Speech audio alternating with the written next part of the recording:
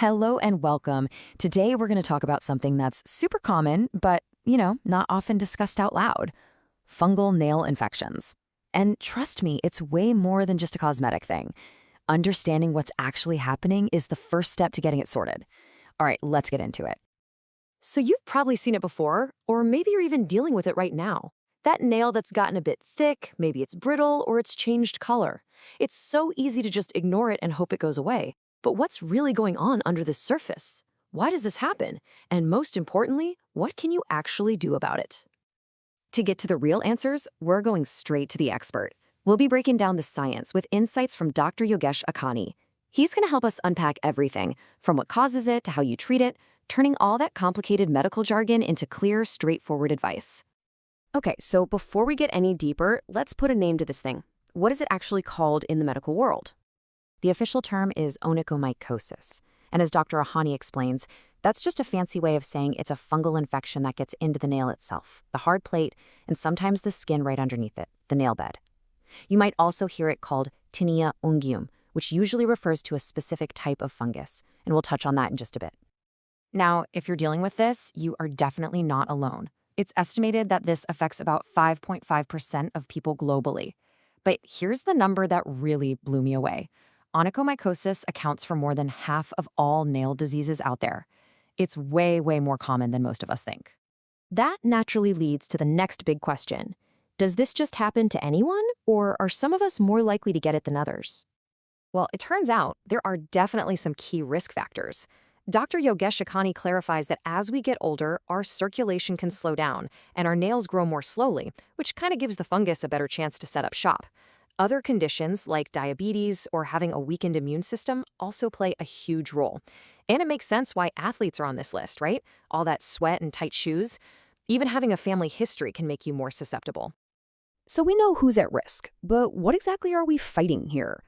Let's take a closer look at the little microscopic culprits behind the infection. This is pretty interesting. It's not just one single type of fungus. The overwhelming majority of cases, we're talking over 75%, are caused by a group called dermatophytes. And if that name rings a bell, it should. They're the exact same fungi that cause athlete's foot. Molds and yeasts can also be the problem, but it's much less common. And according to Dr. Akani, figuring out which one is the cause is actually a critical piece of the puzzle when it comes to treatment. Now, you might think a doctor could just look at your nail and know right away. But honestly, a lot of different conditions can make nails look kind of funky. So how do they know for sure that it's a fungus? Dr. Akani explains that there's a very clear, methodical process. It starts with a simple visual check, of course. But the really crucial step is taking a small sample, usually a clipping from the affected part of the nail. That little sample then goes off to a lab. There, they can look at it under a microscope, try to grow the fungus in a culture, or use something called PCR to identify it. This isn't just a formality. It's absolutely essential to confirm the diagnosis and make sure it's not something else entirely. Okay, so the diagnosis is confirmed. Now what? Let's get to the part we all want to know about. How do we get back to having clear, healthy nails? Dr. Akani lays out two main paths for treatment. For really mild cases, where maybe less than half the nail is affected, topical options can work. These are things like medicated lacquers or solutions that you apply directly to the nail. But for more stubborn or severe infections, oral antifungal pills are usually what's needed. These work from the inside out, and it's a real commitment. You often have to take them for several months to give that new, healthy nail time to grow all the way out. But listen, treatment is only half the story. Dr. Akani really stresses that preventing the infection from coming back is just as important. The whole game is about creating an environment where fungus just can't thrive. So that means keeping your feet dry, wearing flip-flops in places like gym showers, and really paying attention to your shoes and how you care for your nails. So let's say you've done the treatment, your nails are finally looking clear. Is that it? Are you done for good? Let's talk about the long-term reality. It's really important to be realistic here. Dr. Ahani points out that the relapse rate is somewhere around 20 to 25%. Now, that's not meant to discourage you at all.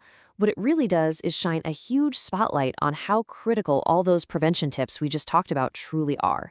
Staying diligent is your absolute best defense to keep it from coming back. And that really brings us to the final, most important takeaway here. As Dr. Akani concludes, you have to think of it as a partnership.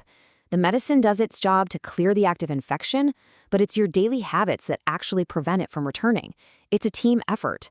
So the question to leave you with is this: are your daily habits setting you up for long-term success? Because that diligence, right there, is the real key to a lasting cure.